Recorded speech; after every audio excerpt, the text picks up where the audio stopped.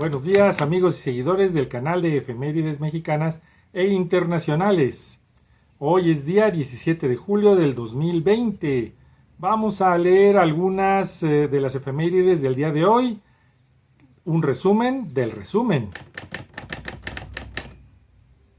Como sabrás, en México ocurrió una guerra civil en el siglo XIX que se la llamó la Guerra de los 3 años o Guerra de la Reforma.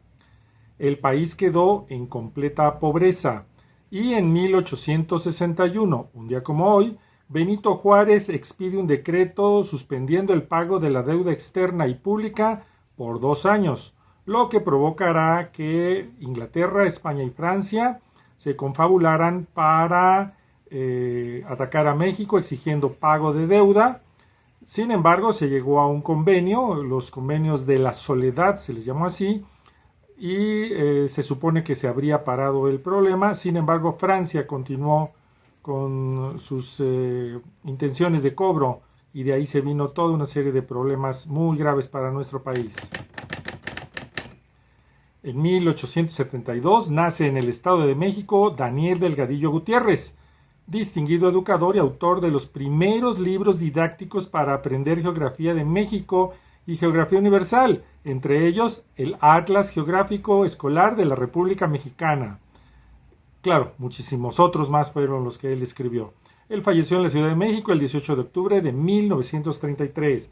Interesante personaje, un científico didacta, es decir, buscaba enseñar. En 1876 nace en Zacatlán, Puebla, Luis Cabrera, quien destacará como abogado, orador, catedrático universitario y político revolucionario.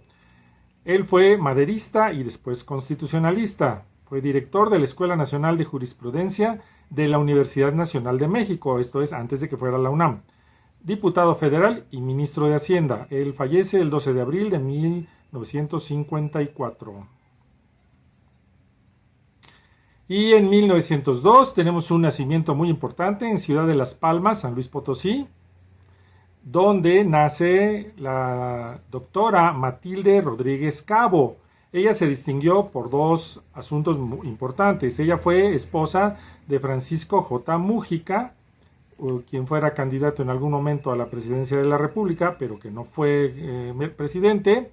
Pero ella brilló por sus propios fueros, básicamente porque fue una médica con muy buenas calificaciones cuando estuvo estudiando, graduándose en 1927, y con ello obtuvo una beca por la Sociedad Alexander von Humboldt que le permitió ir a especializarse a la Universidad de Berlín entre 1929 y 1930, y que fue lo que estudió allá, psiquiatría. Ella es la primera psiquiatra de nuestro país, un personaje muy importante. Falleció el 8 de septiembre de 1967. En 1909 nace en Durango, Durango, el actor, productor, director y guionista del cine Julio Bracho. Él perteneció a una familia dedicada a las artes escénicas. Tuvo una extensa filmografía en la que destacan Pedro Páramo, La sombra del caudillo, México lindo y querido y La ausente, entre otras películas. Recordarás hace unos días que hablábamos de Carlos Moctezuma, que actuó en la película La sombra del caudillo. Bueno, Julio Bracho la dirigió. Una sala del Centro Cultural Universitario lleva su nombre. Él falleció el 26 de abril de 1978 en la Ciudad de México. Al respecto de Julio Bracho, tenemos una semblanza escrita, te dejamos en la parte de abajo una liga para que puedas consultarla. En 1920 es fusilado en Monterrey, Nuevo León, el mal afamado Jesús Guajardo, quien había asesinado el año anterior, en abril 10, a Emiliano Zapata. Sin embargo, este fusilamiento no se dio debido a dicho asesinato, sino a que se levantó en armas en contra del gobierno de Adolfo de la Huerta. Por cierto, aclaramos, es importante diferenciar entre Victoriano Huerta y Adolfo de la Huerta. Son dos personajes participantes de los eventos de la llamada Revolución Mexicana, pero completamente diferentes.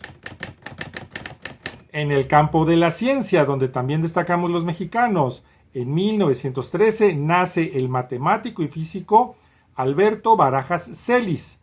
Él fue profesor de la Facultad de Ciencias de la UNAM, estudió en la Escuela Nacional Preparatoria y entró a estudiar a la Escuela Nacional de Ingenieros de la UNAM, graduándose en la carrera de ingeniero petrolero. Pero como era muy inquietito y le interesaban mucho las matemáticas, se dedicó al campo de la física moderna, en particular al estudio de la gravedad. Él fallece el 3 de julio de 2004.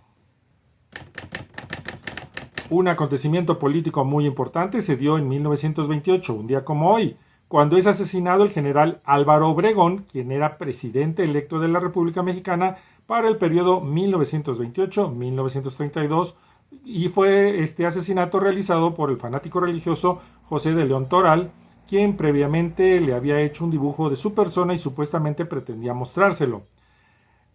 Oficialmente este fue el personaje que asesinó a Álvaro Obregón. Sin embargo, algunas investigaciones periodísticas que realizó mi padre hace algunos años destacaron que en el cuerpo fueron encontradas balas de diferentes pistolas. Así que no fue uno solo, no fue el asesino solitario.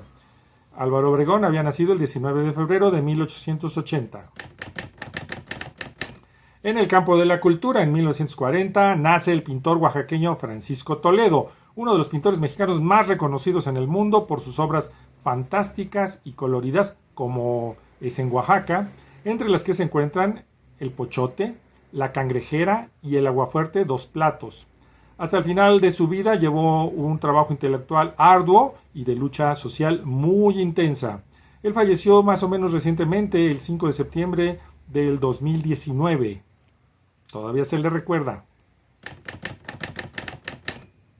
En 1946 nace la actriz y modelo mexicana Claudia Islas. Destaca en teatro, televisión y cine al lado de talentos como Mauricio Garcés, Irma Lozano, Enrique Rocha y Carlos López Moctezuma, al que ya habíamos mencionado. Actúa en melodramas como La Fiera y Corazón Salvaje, y así como en diversos capítulos de telenovelas. Ella sigue activa. Una efeméride pintoresca. En 2005, más de 1,000 automóviles tipo sedán conocidos como bochos, Volkswagen, clásicos y de reciente manufactura, se concentran en el estacionamiento de un centro comercial de la Ciudad de México con el motivo de la premier del filme Herbie a toda marcha. Muy interesante. Ha de haber estado muy padre. Yo no pude asistir. ¿Tú fuiste? Cuéntanos. Y en 2011 se da el desenlatamiento de una película de El Santo. Y dice uno, ¿cómo? ¿Había una película enlatada de El Santo? Sí, te voy a contar. En los años 60 había muchas películas de luchadores que filmaban 2 veces.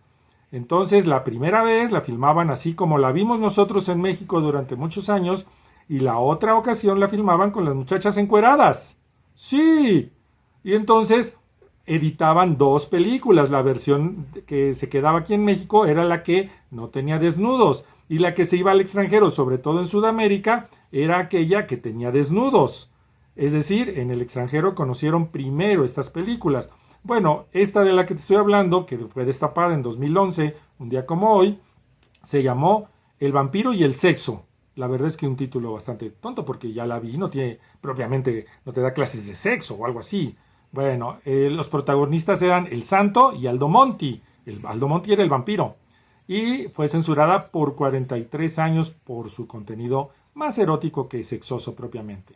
No, la cinta fue proyectada sin cortes en el Cine Foro de la Universidad de Guadalajara. Qué raro lugar para exhibir una película así, pero qué bueno que la exhibieron.